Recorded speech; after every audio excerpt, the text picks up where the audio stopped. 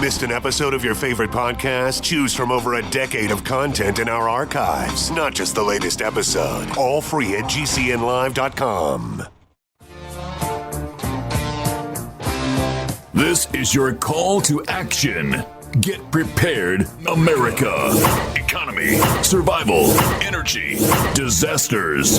This is USAPrepares.com. Informative radio, educational radio. Interact now by emailing instructor@USAPrepares.com or text at 434-390-7953. Class, please take your seats. Now, your instructor, Vincent Finelli. Watch the greenbacks tumble. Everyone all set? Cocked? Locked? Here we go. This is USAPrepares.com. We're delighted that you're here. We broadcast 2 hours from high atop the Missouri Ozark Mountains. There's a call-in line, 866-582-9933, 866-582-9933. If you'd like to call us and be on the air with us during the hours of 9 a.m. through 11 a.m. Central Time. If you'd like to listen to the broadcast as you travel, 605-477-3249. It's up 24/7.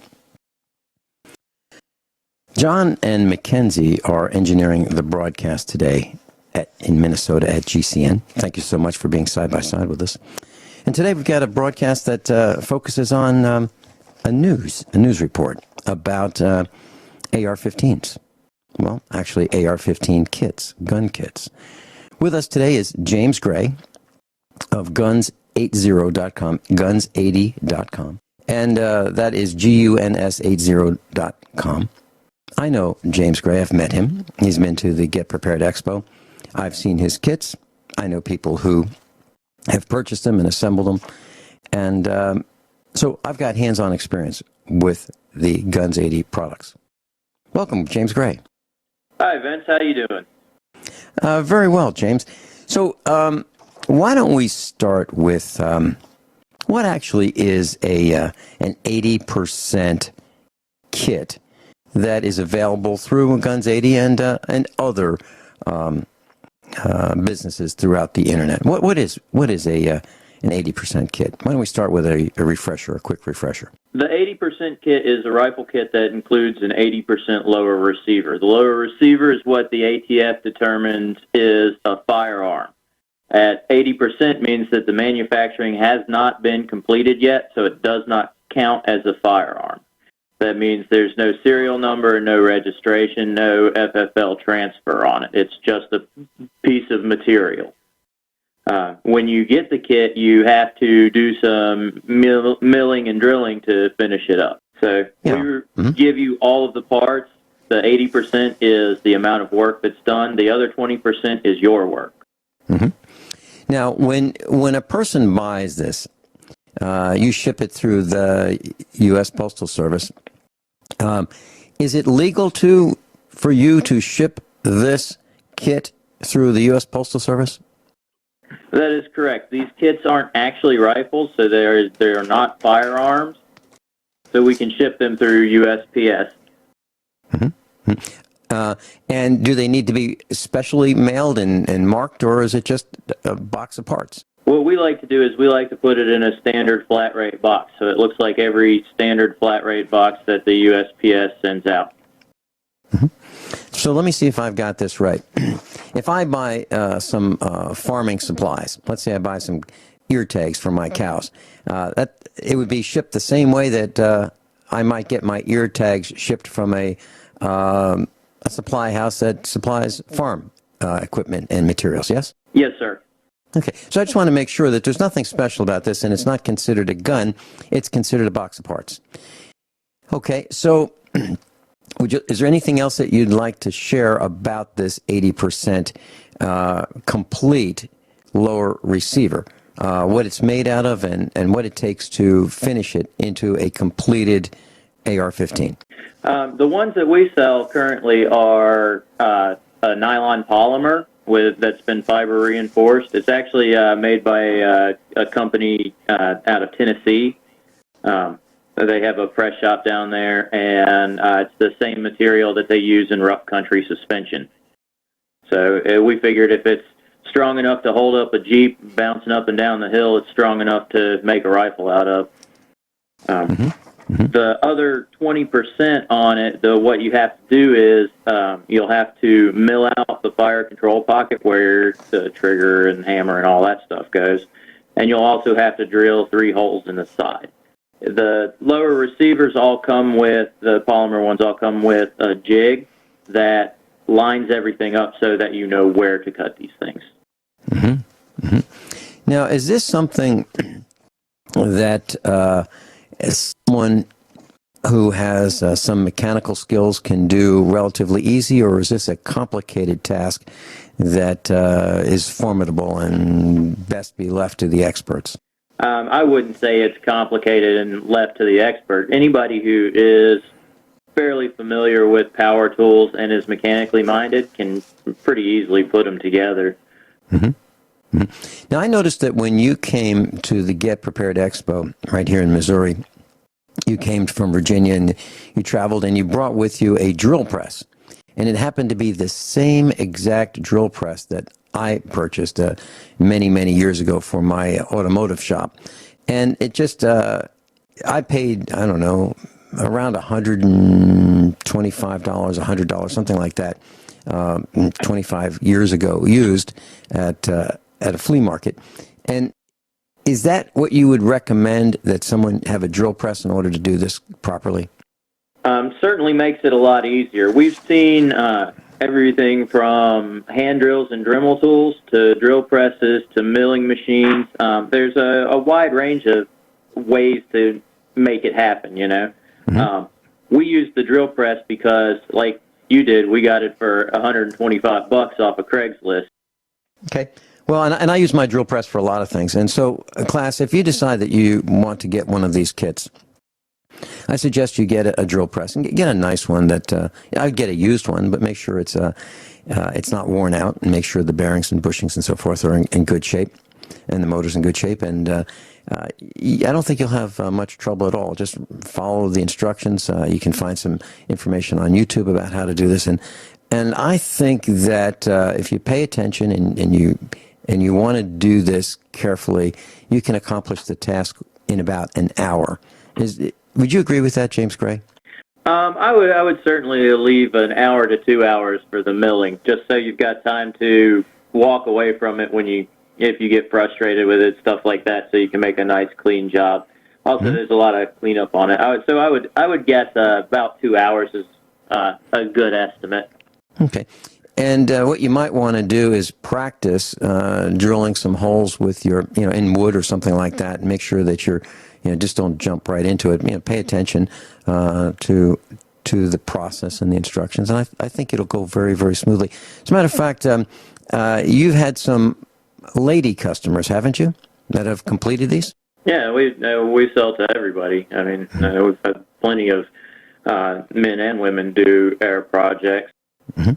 So now the question is, what's going on? We know that it's legal. Well, let's just talk about that for a second. So we can buy this kit of parts. We can follow the instructions. And is it legal in every state?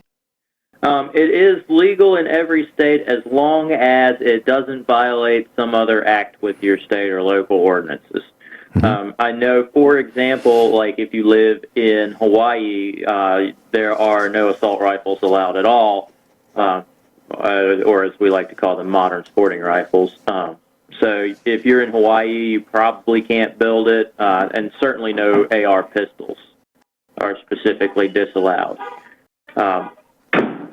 As far as other states, you would have to check with, best authority is your state police. I know the state of Virginia has no restrictions against completing it for yourself, and I believe you're in Missouri, is that correct? Yes, I am.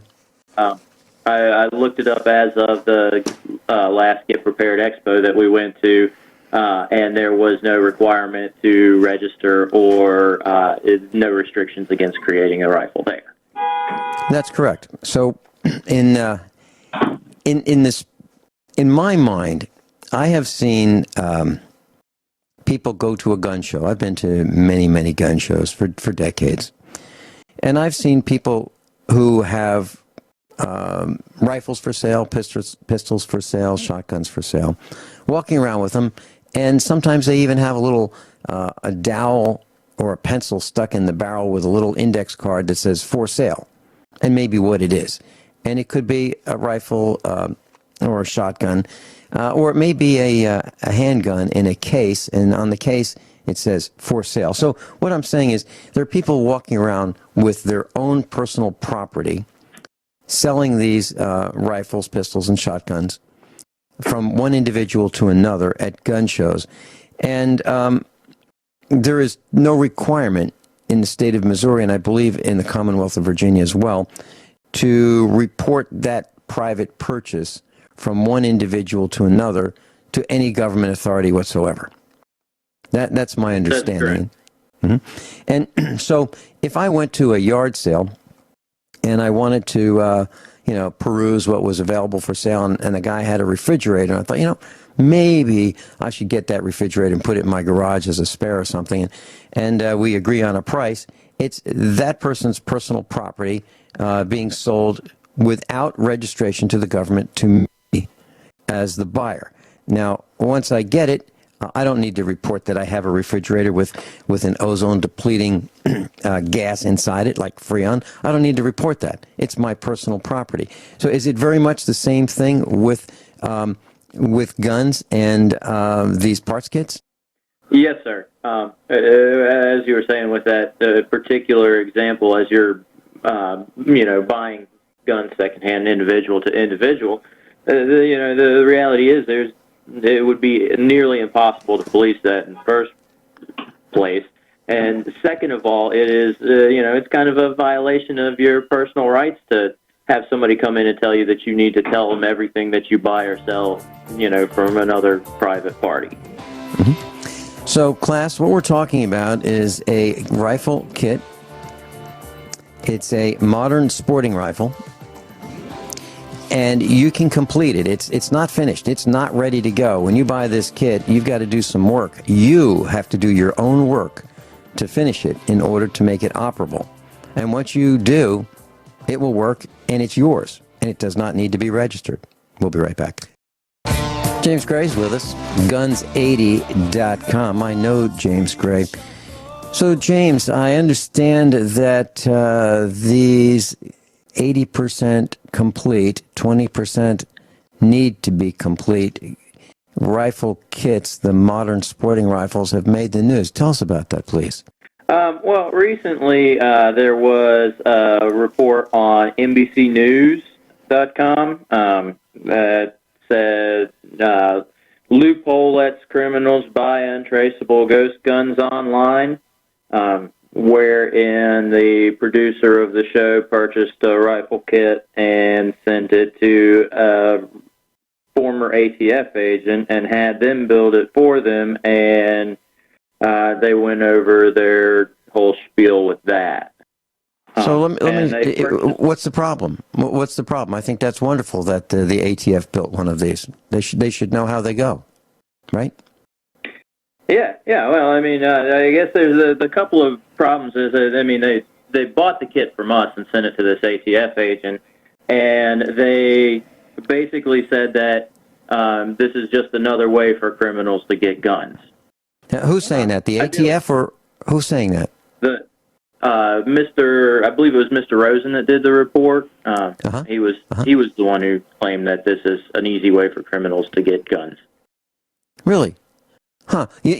I got to tell you, James, I have never been to a garage sale or a gun show where I've been asked to provide identification as to who I am or whether or not I might be a felon or a criminal. No one has ever asked me that when I go into a gun show or at a garage sale or a yard sale. So if someone is selling a shotgun or any other kind of firearm, pistol or rifle, aren't there laws that are already on the books that say that that's not acceptable to sell guns to people who are not supposed to have them, like criminals, convicted? That is absolutely true. Actually, the most law state, at least I've checked state of Virginia, state of California before getting on the air here, both of them have laws on the books that it is a felony for a convicted felon who has not had their rights restored to either purchase or possess a firearm in any way. So anybody that, if you knowingly buy a firearm from somebody and you are a formerly convicted felon, then you are guilty of another felony. Mm-hmm. Now, I've purchased in the past a rifle at privately at a gun show. There's a guy walking around with a rifle that I thought was kind of neat. And it was very inexpensive. It was a .22 rifle. And the caliber doesn't matter. And whether it was an AR-15 or not doesn't matter either in this example. And so I looked at it, and I asked him if I may look at it and see it, and he said yes. And so I did.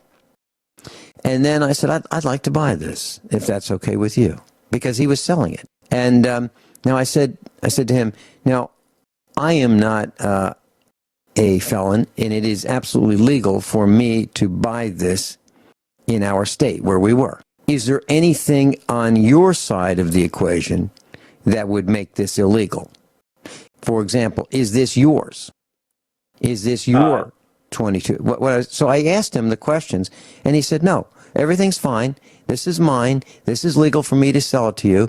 And I said, okay, then I'd like to buy it. And all I did was preclude any kind of a setup that, maybe I might be in possession of stolen property or something like that. So I did my best efforts to make sure that it wasn't, and everything was fine. So what I'm saying is, that's one way to handle it. But in this case, it's not stolen property if someone buys it from you, and there is nothing wrong with buying it directly from you, correct? That is correct. Now, what if we were at a gun show? What if you had these kits available at a gun show? Would there be any difference in buying them from you right there? Absolutely not. There's no background check. There's no requirement to review any information. I mean, if you hand me a credit card, more than likely I'm going to look at your ID for it just to make sure, but other than that, you come up to a booth and hand me cash, and I hand you your product, and you walk out with it. Mm-hmm. And that's all legal. That's James Gray's with us, guns80.com, GUNS80.com. And we're talking about an article from NBCnews.com, and I posted it on the website. There's a link at usapreparedness.com, page number 1. And it's titled Loophole lets criminals buy untraceable ghost guns online. I've got a problem with the word loophole. I think we have the right to purchase guns, and I don't think it's a loophole. I think people who are violating the law do that regardless of the law.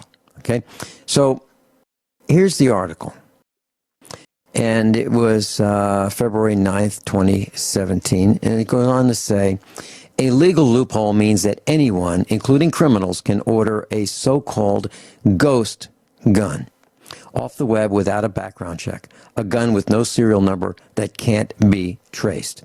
The guns are built from kits and arrive in pieces, so under existing law, when they're shipped, they aren't guns. When assembled by their buyers, they are lethal and legal. Federal officials like Graham Barlow, the resident agent in charge of the ATF's Sacramento office, say the loophole is dangerous.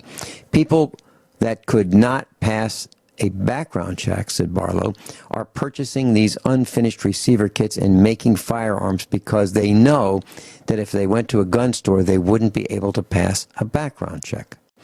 Jeff Rosen, NBC News national investigative correspondent, went online to see how easy it was to order these gun kits. He quickly found dozens of websites offering the product and ordered a rifle kit, which he had shipped to former ATF agent Rick Vasquez in Virginia. All the parts needed to assemble the gun were in the box when it arrived. It took Vasquez a couple hours to assemble the weapon. This is now a completed semi-automatic firearm, says Vasquez, showing it to Rosen. Rosen noted that there was no serial number on the finished product, making it untraceable. Said Vasquez, that's correct. You cannot trace this firearm. He and Rosen took the weapon to a range and fired it where Vasquez's expert opinion, it worked. Great. Senator Chuck Schumer, Democrat, New York, the Senate Minority Leader, said that he wants to close the loophole, but expects fierce opposition from the National Rifle Association. We're going to try to pass legislation, said Schumer. The trouble is the NRA is so unreasonable and has such power in Congress, you'd think this should pass like that, but it's going to be a long, hard road. The NRA did not respond to repeated requests for comment. That's the article. So, James, they're saying that the problem is it's untraceable. Now, unless I remember incorrectly, my refrigerator's not traceable either if I buy it for cash, right? That's correct. Mm-hmm. Well, what's your take on criminals are buying these guns? What's your take on that? While it is technically possible that criminals could be buying them, the reality is that that's not really what's happening. Most criminals and large criminal organizations, so they're like gangs and such like that, what they do is they have people that have clean backgrounds that they send into places to buy several guns at a time, and they do what's known as a straw purchase. It's much quicker and much easier to do than trying to manufacture your firearm yourself. You know, these people want the quick gun. They're going to steal it or find some other way to get it. They're not going to build their own and machine it out. Mm-hmm. Yeah, it makes sense to me. It sounds to me, and correct me if I'm wrong, please, but it sounds to me like your customers and customers who buy these kits to be finished, this is the new version of the hobbyist, like me. I bought stereo kits from a company called Dynaco years ago, and you could buy a top-of-the-line kit, save a lot of money, solder it, build it yourself, and know how it works to a better extent. And if you ever had to fix it, you'd know maybe where to look a little better than if you did not build it by yourself. Then there are the ham radio operators who would, in the 1950s, would build these simple tube transmitters and use them with Morse code. And they'd build their own antennas. There's a sense of satisfaction when you build something or finish something or have your hands involved in the completed product. There's a sense of pride, a sense of knowledge that goes with it. And I think that this is one of those few things that you can finish yourself or build yourself from a kit. There aren't many stereo kits that I can think of that you can buy and build today. Actually, I can't think of a single one. They've all gone out of business. Am I right or am I mistaken? Yeah, we definitely this is definitely something that appeals to the hobbyist.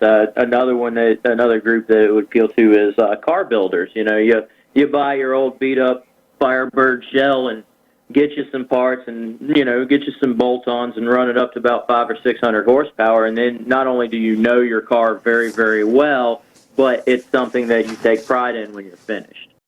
Same kind of concept here, except for we're using the AR-15 rifle platform. Mm-hmm. Now, will a person save money? Is that one of the motivating factors to get involved in this as well? The thing about the AR-15 is you can save money on it, but there's so many accessories and fun stuff to spend money on. It's certainly buying from us is a great way to get started because it comes with a base level kit that has everything you need in one place.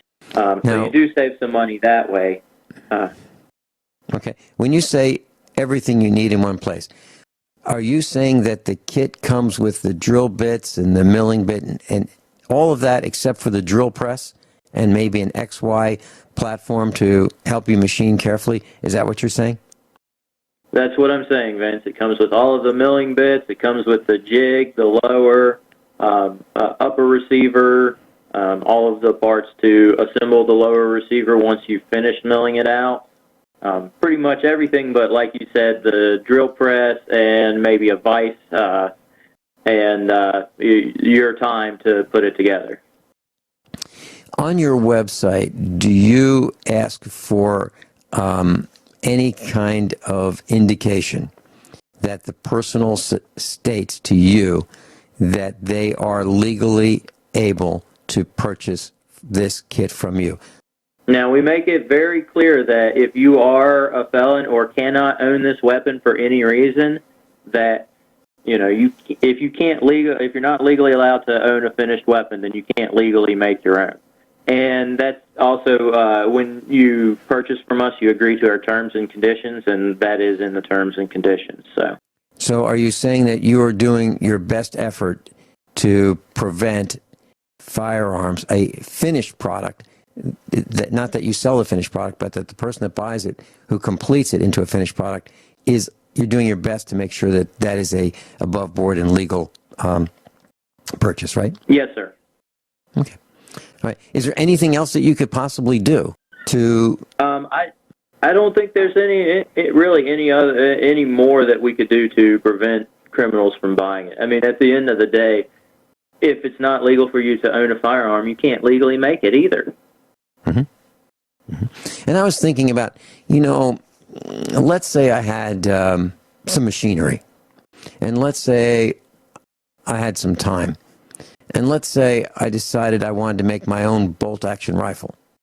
I probably could do that.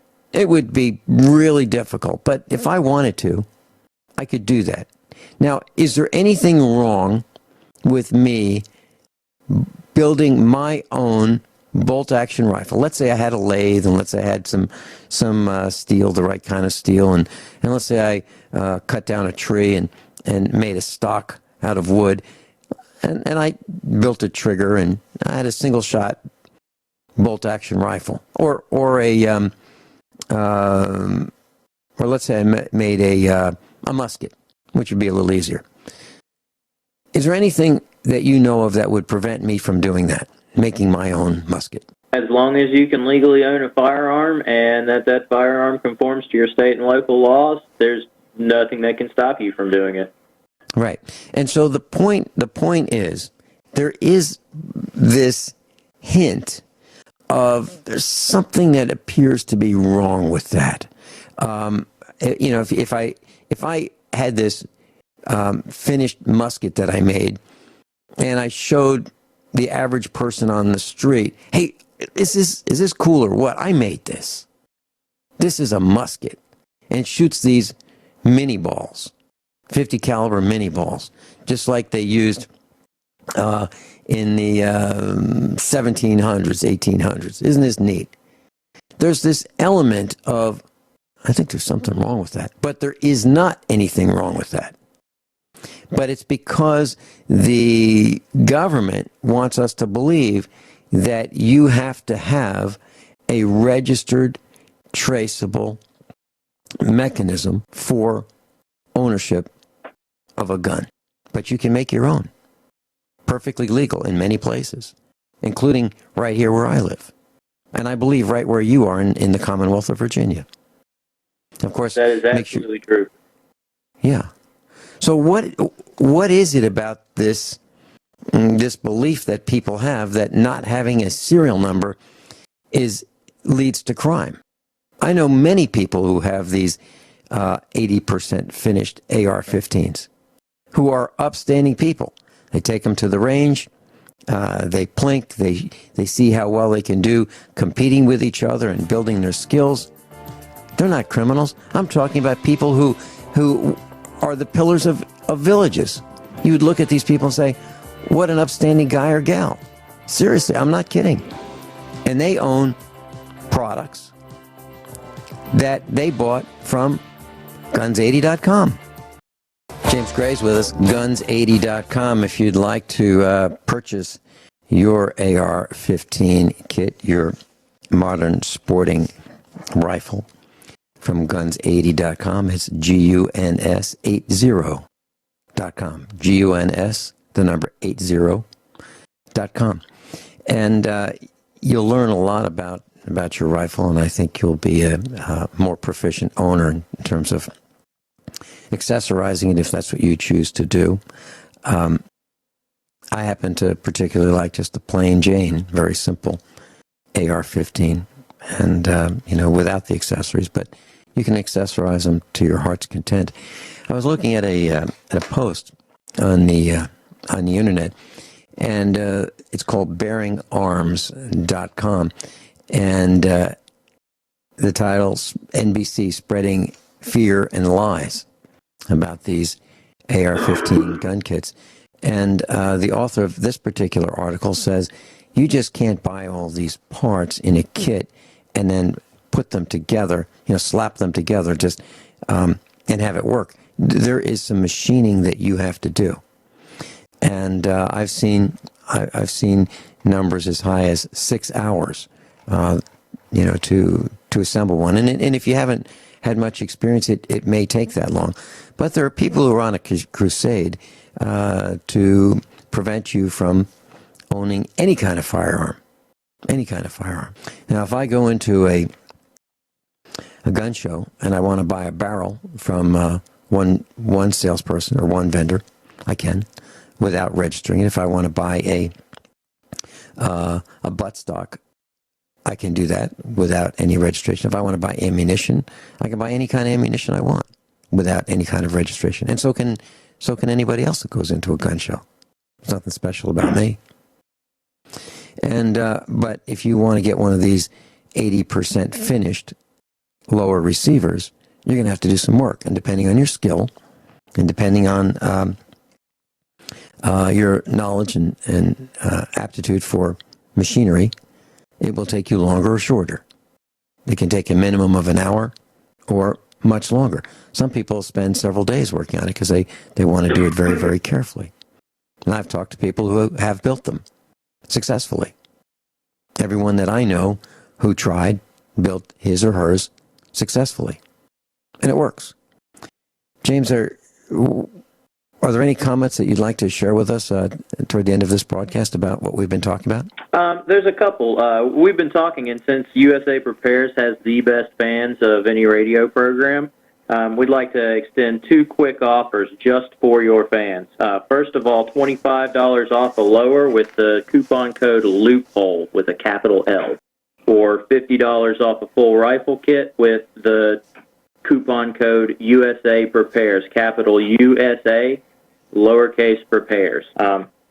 And I think this is it really fits with being prepared as well. The whole or building your own rifle kit, because once you've built your AR-15 rifle, you understand how the system actually works, and you can save yourself a lot of money just by knowing that perhaps the trigger spring is broken, and you can buy that $5 part and fix it yourself instead of taking it to, say, a gunsmith and having to have them charge $150 to repair it or whatever it is.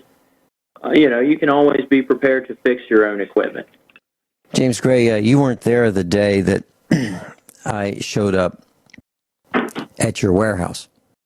And I literally drove my truck from Missouri to Virginia, and I wanted to see, with my own eyes, guns80.com. And I saw the operation. I saw the CNC milling machine. I saw the aluminum blanks. I saw the raw aluminum when it comes in to your staging area. I saw the racks of barrels and parts. And I saw the processing desk where you get the parts kits ready for shipping. I was there. So was Mrs. Finelli. And I think you'll find that Guns 80 is everything that you would expect, or we wouldn't be talking with them on the air today. James Gray, thank you so much for being with us. Thanks for sharing this story about how the other team doesn't like the fact that people can build their own kits. I do. Thanks again. Guns80.com. GUNS80.com. Watch the greenbacks tumble. Everyone all set? Cocked? Locked? Here we go. Hour number 2 of USAPrepares.com. I'm delighted to be broadcasting with Kurt Wilson. And Kurt Wilson is a radio broadcaster. He has his own radio show, and you can listen to it. Kurt, what's the best way for us to hear your show? Well, am I there? You are here. I am here. Okay, good. Well, you go to armchairsurvivalist.com.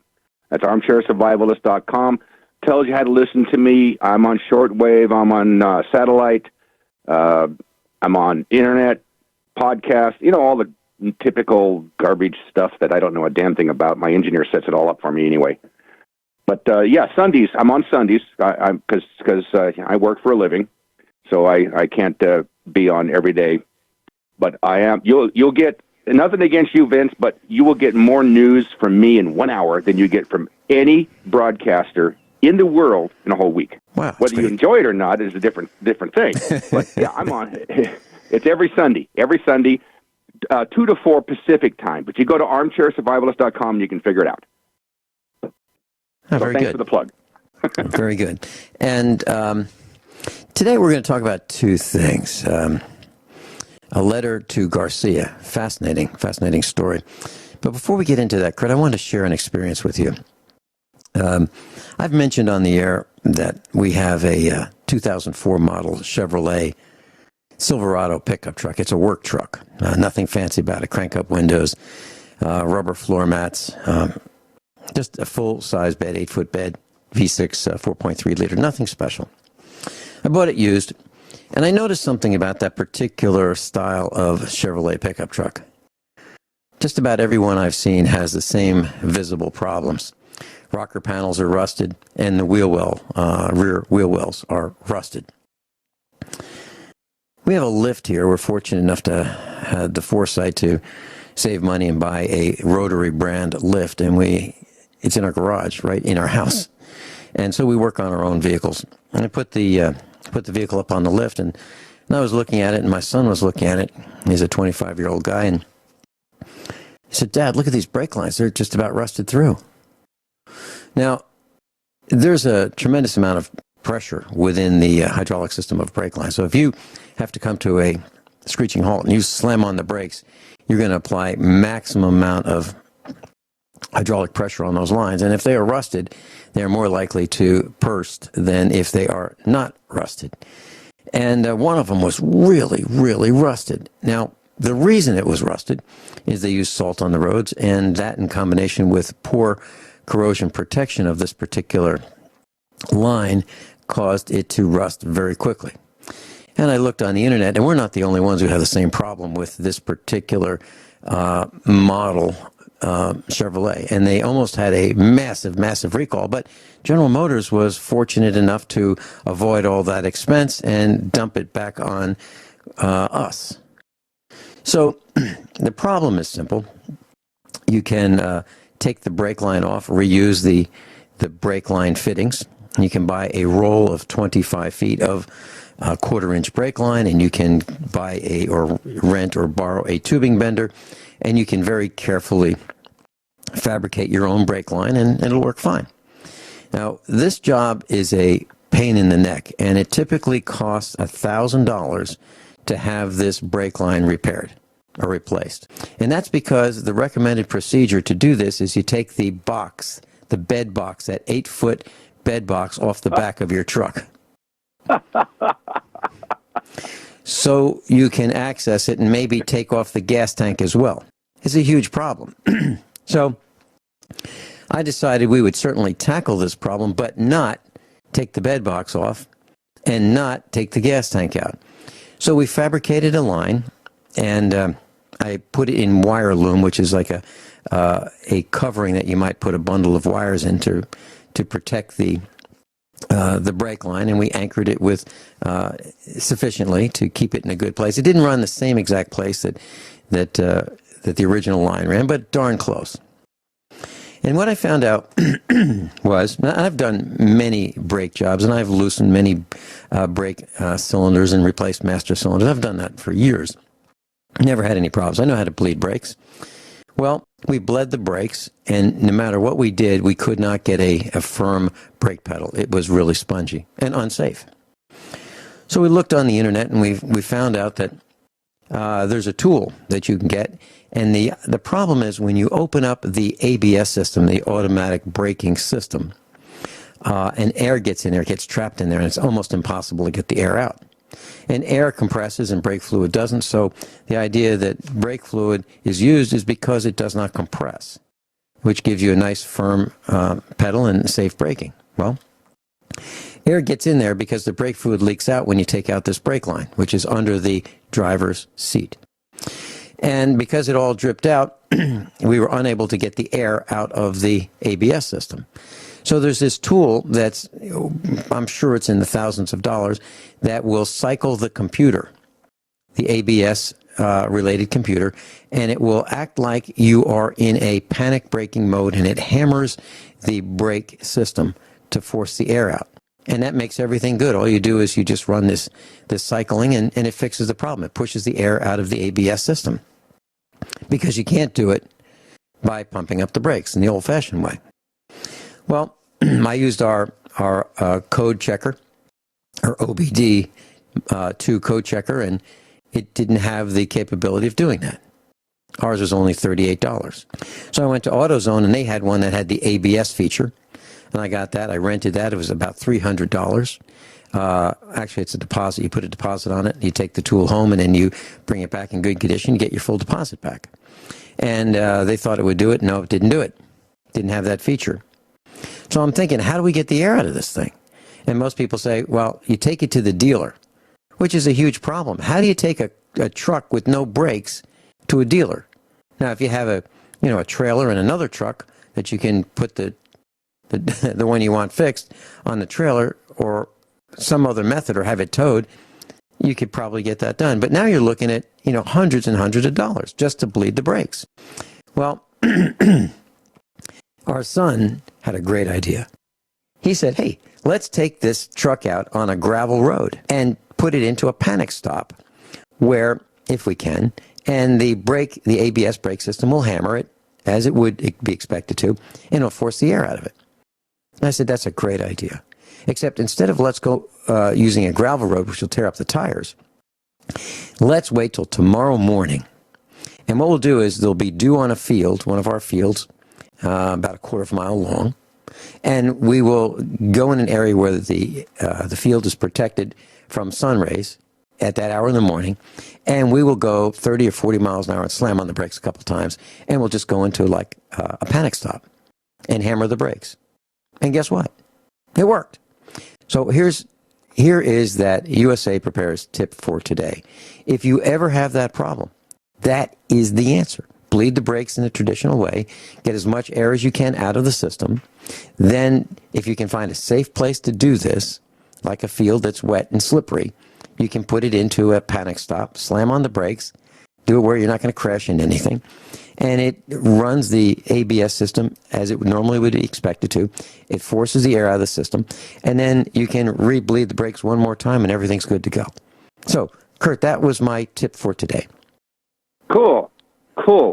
Well, that's what we do, and that's our job. There's a thing that I was taught when I was, 8 years old, and it's a very simple 3-word statement. Knowledge is power. It's very simple. Knowledge is power. What the hell does that mean to a kid? Nothing. But when I wanted to, tighten the spokes on my bicycle, I didn't know how. And my uncle said, "Didn't I tell you knowledge is power?" And I said, "Yeah." He goes, "Do you know how to do that?" I said, "No." He says, "You're powerless, aren't you?" I said, "Yeah." So he showed me how to tighten the spokes. I gained power. Knowledge is power. Knowledge is power. And that's what you do. That's what you do. That's what I do. That's what the people who actually care about society do. We give people knowledge so that they can have their own power and not have to rely on somebody else. I mean, there's nothing wrong with relying on somebody else. Like, I got this damn Prius, so I want to change the wiper blades. And I don't want to hear any snickering about me having a Prius. So I don't know how to change these things. They're not normal wiper blades. There's nowhere on there that you can push a button or tweak something and the blade comes off. I couldn't believe it. So, and it doesn't say anything in owner's manual. So I go to YouTube. I watched the video, took me 30 seconds. And now I'm an expert at it. Mm-hmm. Knowledge is power. Mm-hmm. And that's what you and I do. I've got a 2000 Mercedes. I've mentioned this. I bought it used. It's a 2000 E430. So it's an E-Class, which E stands for executive. So it's a mid-size all-wheel drive. I call it a 4MATIC in Mercedes jargon. So it's a 4.3-liter V8, small V8, with all-wheel drive. And this thing is stuck in limp home mode. And I believe, I've looked it up, and I believe on YouTube and other sources, I believe the problem is the transmission control computer. So after the broadcast, I'm going to be taking out the transmission control computer. So under the console, in the inside the cab, between the front two seats, is the gear shift lever, and below that is the transmission control computer. I'm going to take that transmission control computer out. I'm going to open it up, and I believe that I have a failed capacitor. Capacitors last, 7, 10, 12 years, and then they fail, electrolytic capacitors. How much do they cost? I don't know, 25 cents. I believe that I'm going to find that is the problem. I really believe it. And I'm going to take it apart, and I'm going to find one of those electrolytic capacitors, and I'm going to solder it in place, and I'm going to put it back together, and I believe I'm going to have a good working vehicle again. And I'm going to save $2,000. We'll be right back. Kurt Wilson's with us. His website, SE1.us.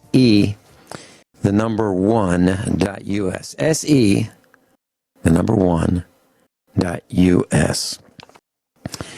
Kurt, we were talking about being prepared. We were talking about just learning how to do things, and there's a wonderful amount of information on YouTube. And I mentioned this, I believed it was a capacitor, and I said to my son, yeah, I think it's a capacitor, and I think we just pop out that transmission control computer, and that's what we're going to find. So we got on the internet, and we looked up this particular model of Mercedes transmission control computer, and here's a guy saying, oh, look at this. Let's see what happens with this capacitor. It just lifts itself off the circuit board. It kind of explodes internally, lifts itself off the circuit board. And he just said he found one on another transmission control computer, and he soldered it in, and everything was good. And my son said, so what do they cost? And I said, I don't know, maybe 25 cents. Looked it up on eBay, and you can get them for 25 cents. So there you have it. There are plenty of ways you can do things without being forced to pay the, I don't know, $150 to $200 an hour of shop time at your local shop. You can learn how to do things yourself. I had a call from one of our instructors who I was teaching some hands-on electrical work, hands-on plumbing work, hands-on drain, how to meet the code, because I think, some of the plumbing codes and electrical codes are really good and they're worth following.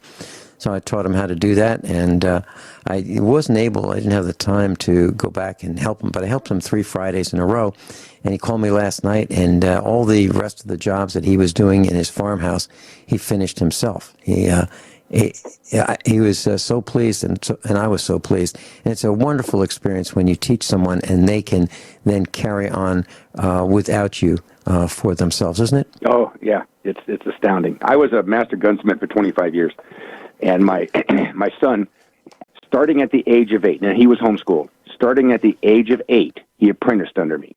And it blew people's minds when we go to a gun show, and here's a 10-year-old boy, and a guy comes over to the table, and he looks down at a Colt 1911A1, 45 ACP, semi-automatic pistol, and says, I need to talk to your daddy about this. And he goes, well, what can I help you with, sir?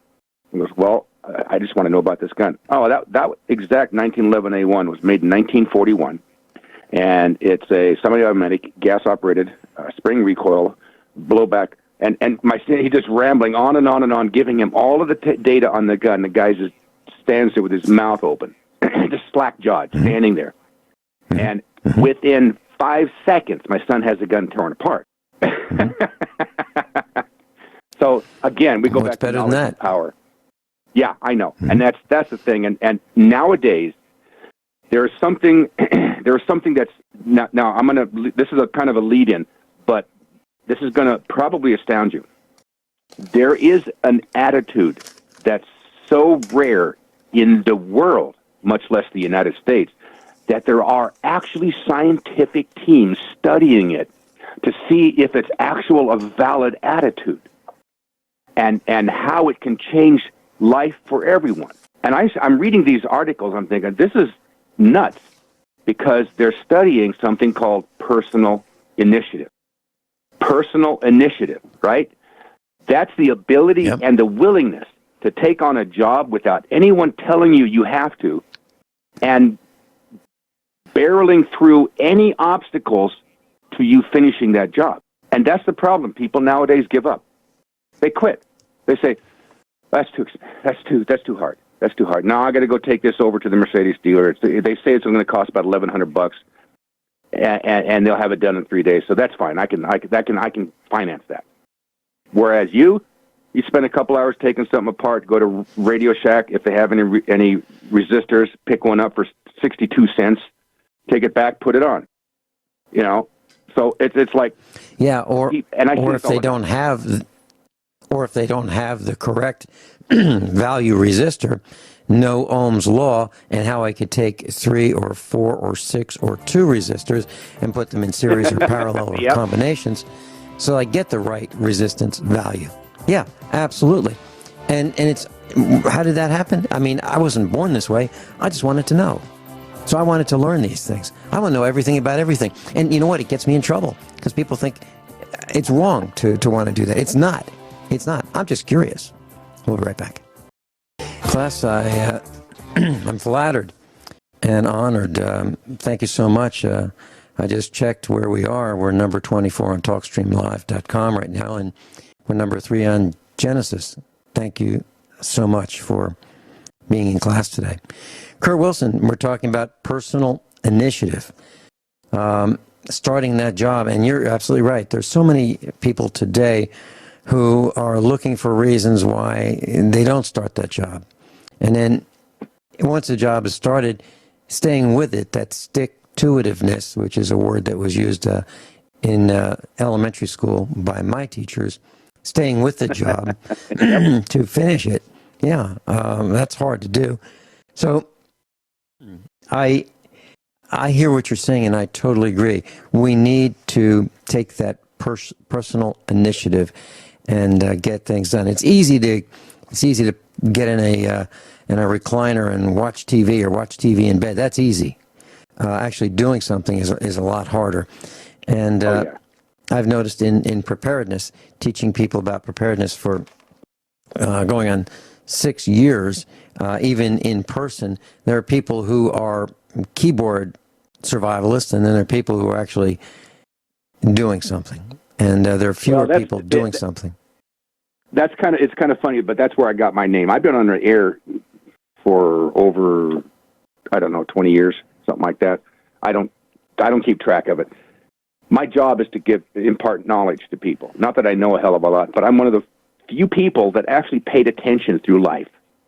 And that kind of gets that, and you're the same way, and that kind of gets both of us in trouble when somebody goes, I don't know how to do this. It's impossible. And you go, oh, no, it's really easy. Look, here, go do this. Boom, boom, boom, done. And they're like, yeah, you're nothing but a smart ass. You know, but I tell you something.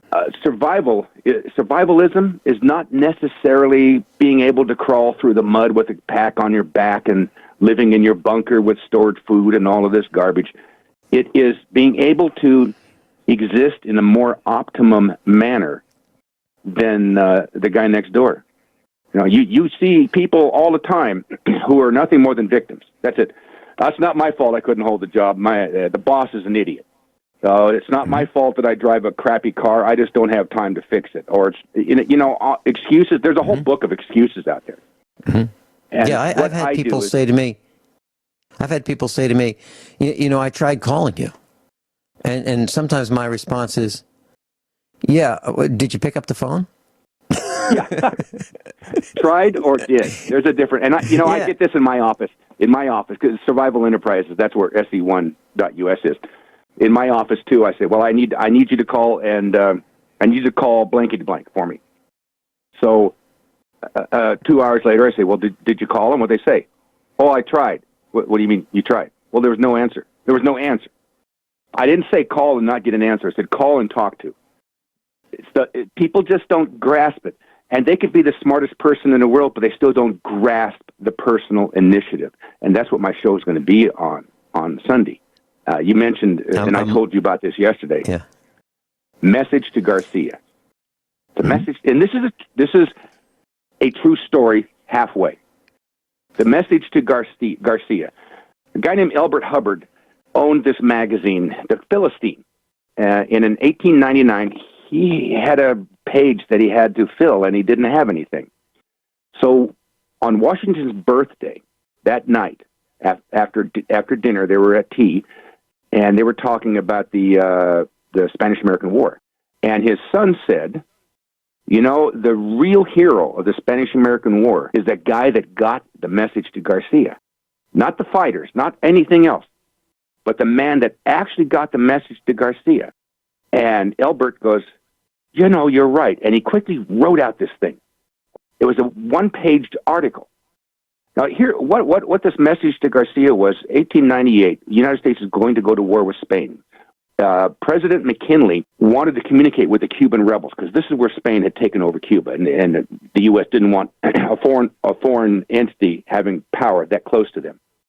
So he wanted to get a message to Garcia, who was the head of the rebels in Cuba. And he asked Colonel Arthur Wagner, he said, well, I need to figure out how to get a message to this Garcia guy. Wagner thought for a few minutes. He goes, oh, I know a guy named Andrew Rowan. He can do anything. So they gave this Andrew Rowan this message and turned him loose. He didn't ask, where do I go? He didn't ask, how do I find the guy? He didn't ask, what if? He was given a task to perform. They turned him loose, and within 2 weeks, he had met Garcia in Cuba and handed over the letter, the message. So this was the concept of message to Garcia. So Hubbard had written this little page and didn't think anything of it. Thought it was a good idea at the time. You know, writers, they write something, they go, oh, yeah, well, that's neat, and then they forget about it. Well, all of a sudden, he started getting contacted by different agencies. Let's see, the railroad agencies, sporting agencies. They wanted thousands and thousands of copies of that article, and they couldn't understand. He couldn't understand why did everybody want this? Well, they took this message to Garcia and printed it up and handed it off to every single railroad worker in the United States. Then the Russians heard about it. They got a copy of it and printed hundreds of thousands of copies and handed it to every single military person and railroad worker in Russia. Then the Japanese found out about it. Then the Marine Corps found out about it in the United States. Soon it was everywhere. There's been more message to Garcia printed up in the world than any other book, including the Bible. And I'm going to be reading this message to Garcia on my show Sunday. But this is the thing that we don't have in the United States. We don't have people who can carry the message to Garcia. They give up. They have no personal initiative. They'll sit on their butts waiting to be programmed. My nephew was this way. He went to work for me. So I find him sitting on his butt reading a magazine at work, and I go, what are you doing? He goes, I'm at work. I said, no, there's a difference between being at work and working. You know, you can go into a fast food restaurant and you can see people at work. Some of them standing around in the back, talking, sitting out front, talking, pushing a broom half-acidly in the parking lot. Those people are at work. They're not working. They have no pride in what they do. And this is part of the message to Garcia, is having pride in accomplishing something, not trying, like you said, not trying something, but accomplishing something. Perseverance in this universe is the most dangerous thing that somebody can do against the universe. because the universe has no protection against it. If you persevere, you come out the other side, and people just won't. And the ones that don't persevere, they end up being called Democrats. Hey, that's a joke. I know. I had my mic muted. I was at a Chinese restaurant and with Mrs. Finelli, and we've been to this restaurant several times, and she said they don't use MSG, and I said, I think they do. It tastes too good. I think they do. So we asked, do you put MSG in your meals? No, we don't put MSG in sweet and sour chicken and one other preparation. But in the others we do. So do you use MSG? No, on certain items.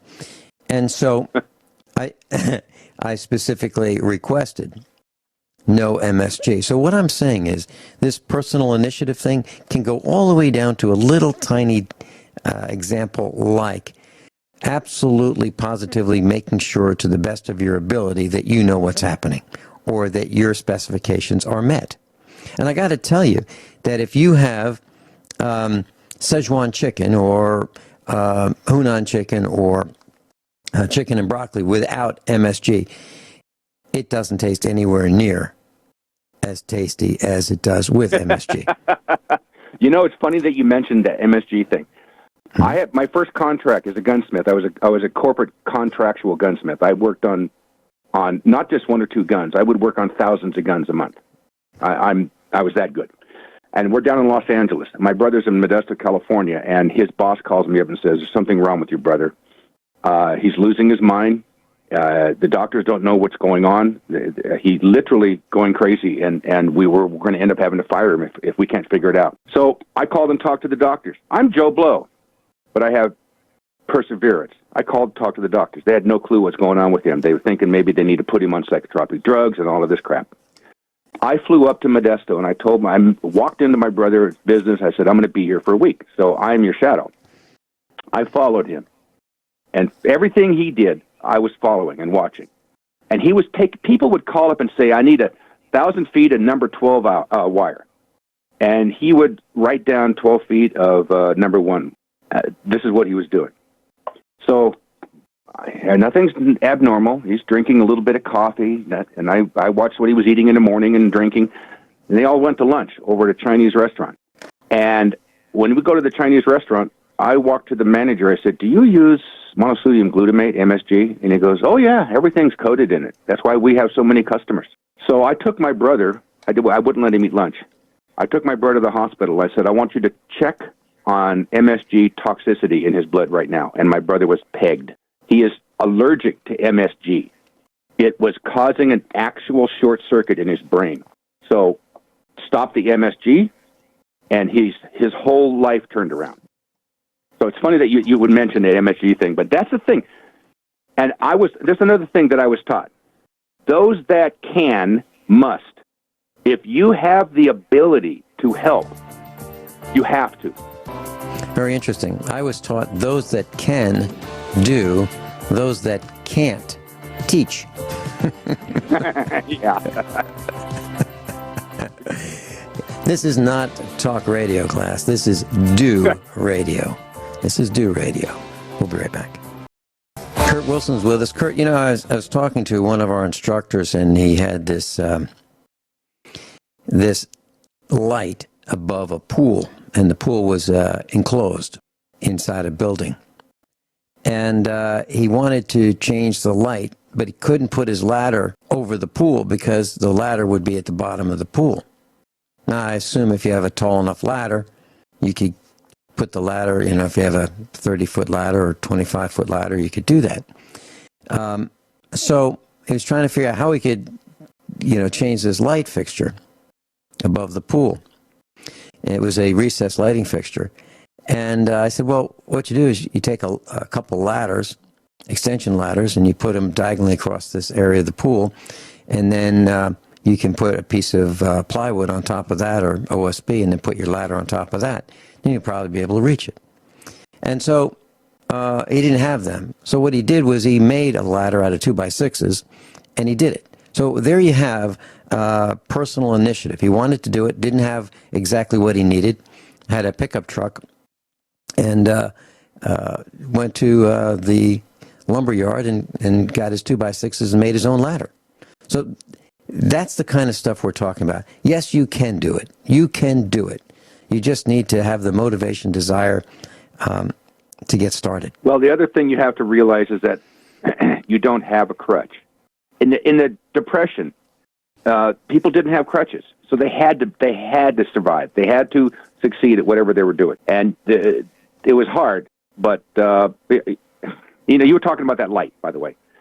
There was my father had the same problem. He had an indoor pool, and 15 feet up was this recessed light, floodlight. He had no idea how to change it. So I come up, I went and visited him. I said, "Oh, Dad, that's easy." He goes, "Easy? Yeah. Do you have a toilet plunger?" And this is before I knew those kind of tools actually exist. Yeah. So I got a toilet plunger and I duct taped it onto a long pole. I wet the end of it, and I put it up there against the light, and it went, and then unscrewed the light bulb. There you go. There you go. So where there's a will, you can probably find the way. And that's what happened with the original story that we started this broadcast out with that Chevy pickup truck. I was absolutely positively determined that two things would happen, or two things that wouldn't happen. I would not be paying $1,000 or $2,000 to fix it, and two, I was not going to let someone else fix it. I was determined that I was going to fix this thing. And I was going to teach our son that, yes, we can do this together. And this is not the first, difficult task that we undertook together. We do this all the time. And it's a great learning experience. And, Kurt, I want to share one of my techniques that I've used with my son and our other children over the years. I will start a project with them, and I'll say, "I'll be right back." Or I'll be back. Yep. And for a while, I know that my son used to hate that. And he'd go, "Yeah, you're just going to leave me stuck with this." And my plan was not for that, per se. My plan was to have him figure it out without me being there to tell him, "This is what you do." And that has served him so well over the years, because it's that, yes, you can, or yes, I can, the personal initiative and the confidence to jump in and tackle any task. Well, that's the problem we have in the United States, is that people do not have that willingness. See, there's a difference between ability and willingness. You have to have both. They don't have the willingness to try. And you see this all the time, especially in husband and wife, wife and husband, brother, sister, people who are close. It's like you say to your wife, "Honey, would you make some toast, please?" So she goes and puts the toaster in, puts the toast in, pops it down, and then starts reading her phone and checking Facebook and all of this crap. And then you start smelling something burning, and you say, "The toast is burning." And the instant response is going to be, "Well, then you do it next time." This is the willingness to fail. And we'll see what happens with this country. Before we bought a backhoe, we never had a backhoe. And I learned about them and bought an old backhoe. Before we had a bulldozer, I learned about them and bought an old bulldozer. $3,500 for a bulldozer. And before I learned how to fix it, before I fixed it, I learned how to fix it. That's the willingness. That's what you're talking about. Personal initiative. Yes, you can, exactly. class. Yes. Kurt Wilson, thanks so much. SE, the number one, class.us.